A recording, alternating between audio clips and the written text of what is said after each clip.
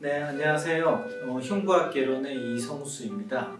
오늘은 간유리 음령에 대해서 다시 한번 얘기를 하도록 하겠습니다. 간유리 음령이라고 하면 찾아보시면 제가 여러 번 얘기했던 부분이 간유리 음령이 폐암일 가능성이 높다라는 얘기를 했는데, 사실은 조금 오해를 하시면 안 되는 게 간유리 음령이 모두 다 폐암이 아닙니다. 간유리 음령에는 여러 가지가 있어서 폐렴이라든지 또는 임파선이라든지 또는 가래가 찬 경우라든지 여러 가지의 그 간유리 음령이 있는데, 그 중에 폐암이 의심된 경우에 한해서 폐암일 가능성이 높다라는 얘기를 한 거기 때문에, 간유리 음령이라는 얘기를 들었다고 해서 모두 다 폐암이다 이렇게 생각하시면 오해시거든요. 그리고 필요 이상으로 걱정을 많이 해서 병원에 내원하시는 분들이 있어서 그 부분에 대해서 조금 자세히 얘기를 해보려고 합니다. 오늘은 조금 새롭게 질문을 드려볼게요. OX로 대답해주세요. 간유리 음령 진단 후 추적 관찰 기간 중에 사라질 수 있다. OX. 사라질 수 있다. O입니다. 간유리 음령이 조금 전에도 말씀드렸지만 폐렴이라든지 또는 운동을 많이 안 해서 폐허탈이라고 하는데, 폐가 조금 줄어진 경우에도 이게 간유리 음령으로 나타나거든요. 그래서 건강검진이나 다른 문제 때문에 CT를 찍어봤다가 간유리 음령이 나타난 경우에 이거 폐암인 것 같아 라고 걱정을 하고 제 외래로 오시는 분들이 있는데, 그런 경우에 다시 한번 CT를 찍어보면 사라지는 경우가 있습니다. 종종 볼 수 있는 거거든요. 그래서 간유리 음령이라고 해서 무조건 지속되는 거고 또는 암이다 라는 생각은 안 하셔도 됩니다. 간유리 음령의 사이즈가 줄어들지 않고 그대로 지속될 수 있다. OX. O입니다. 간유리 음령이라는 진단을 받으신 분들이 많이 있을 텐데, 그 중에 폐암이 의심되는 것들은 일정한 간격, 적어도 3개월 내지 6개월 간격을 두고 다시 찍어봤을 때 CT를 그대로 보이는 경우에 우리가 간유리 음령 중에서도 폐암이 의심되는 경우를 얘기하는 거거든요.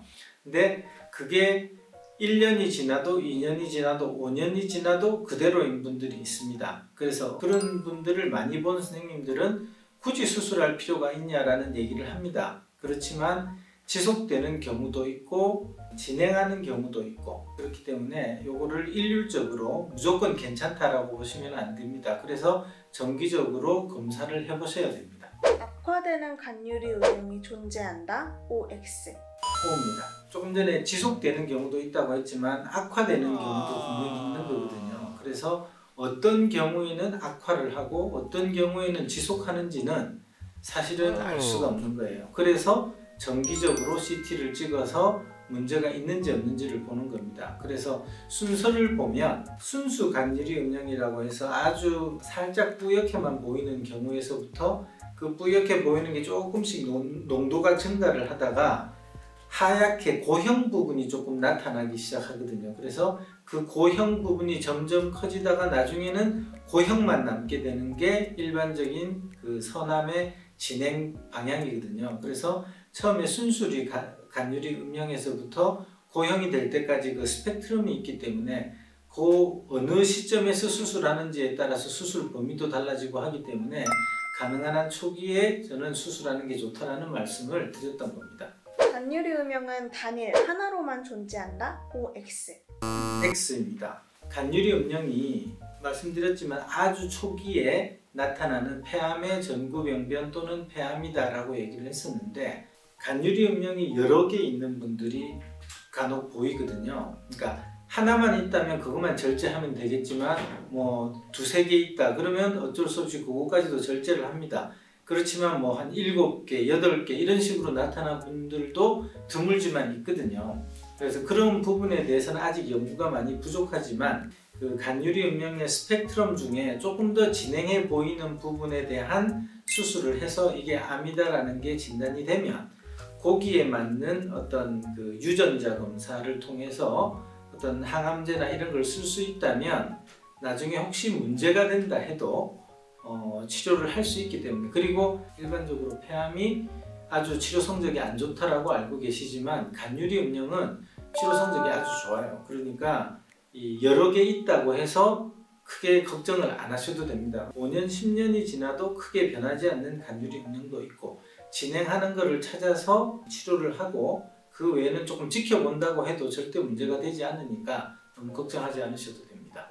폐암이 걱정된다라고 하면 많은 분들이 정말 너무나 많은 충격을 받으세요. 그래서 저한테 찾아오실 때는 정말 가슴이 조마조마해서 이 외래를 오시거든요. 그 말은 그 사이에 엄청난 그 스트레스를 받으셨다라는 걸 제가 많이 알고 있습니다. 그래서 간유리 음령이라고 해서 다 암이 아니기 때문에 너무 걱정하지 말고 일단은 병원에 와서 그 경과를 보고 이게 정말 지속되는 간유리 음령인지도 우선 확인하고 그 단계가 어느 정도인지를 확인하셔도 됩니다. 그리고 간유리 음령이라는 얘기를 들었다는 것은 아주 초기 암이라는 거기 때문에 암이라고 해도 수술을 하면 또는 치료를 하면 100% 좋아질 수 있는 거예요. 다른 진행된 폐암처럼 혹시라도 생명에 문제가 있지 않을까 이런 걱정을 하신다면 정말 그거는 오해예요, 오해.